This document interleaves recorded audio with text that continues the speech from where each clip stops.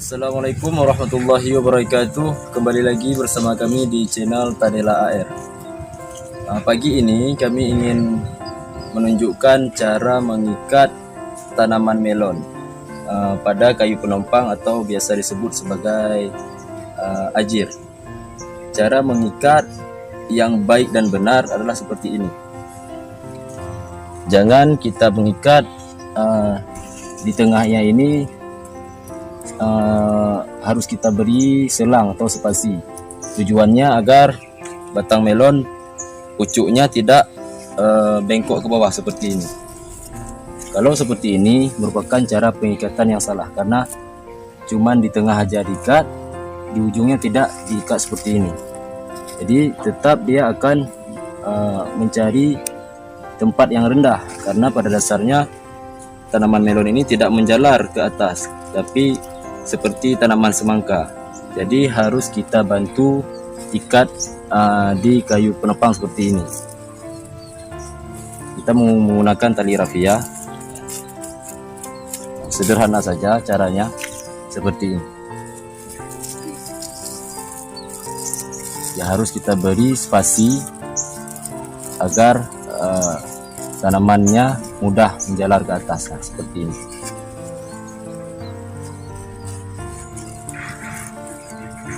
Jangan kita biarkan tanaman melonnya menggulung. Apabila masih bengkok, kita berikan satu lagi seperti ini.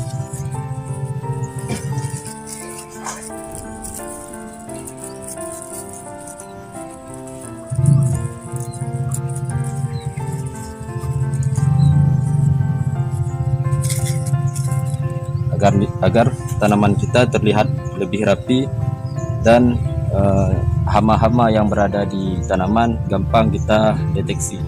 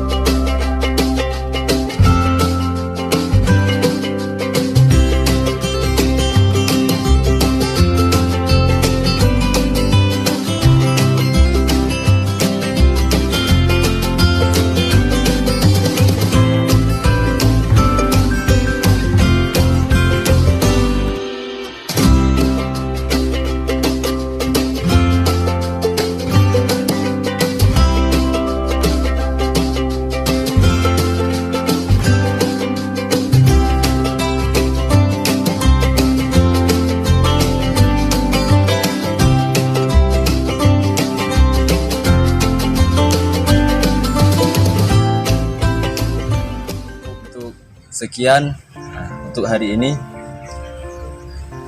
Ini tanaman melon yang sudah terikat dengan rapi. Jangan lewatkan video yang akan datang. Nantikan tanaman kita berbuah.